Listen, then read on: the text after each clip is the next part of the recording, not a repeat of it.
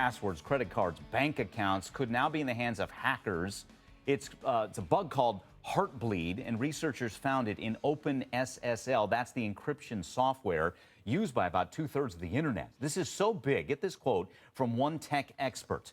When all the net security people you know are freaking out, it's probably an okay time to worry. And this afternoon, many of the net security people that we've talked to, they're freaking out. How about that? Let's bring in Brett Larson, CNN technology analyst. Are you freaking out, Brett?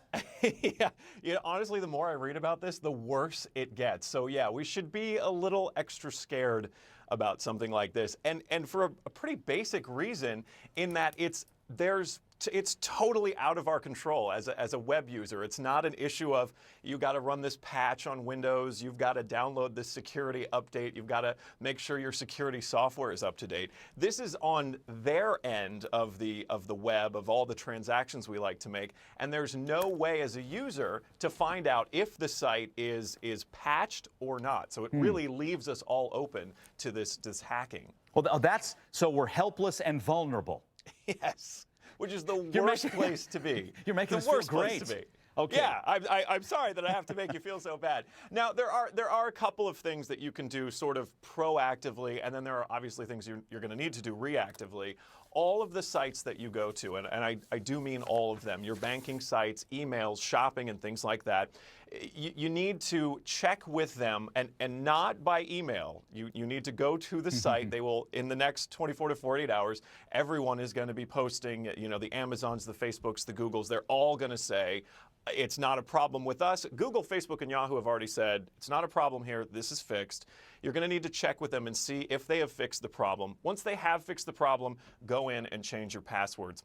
In the meantime, you need to keep track of all of your banking information. Log in, use a website like mint.com, which keeps track of all your transactions.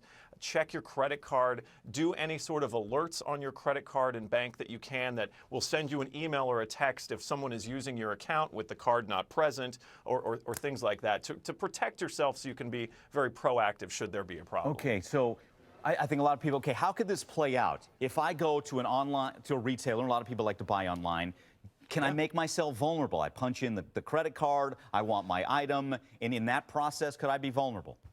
Now, here's where it gets a little bit of a gray area. In that process, until this patch is applied, until this is fixed, you are sort of vulnerable to hackers. Here's where it's kind of a catch-22.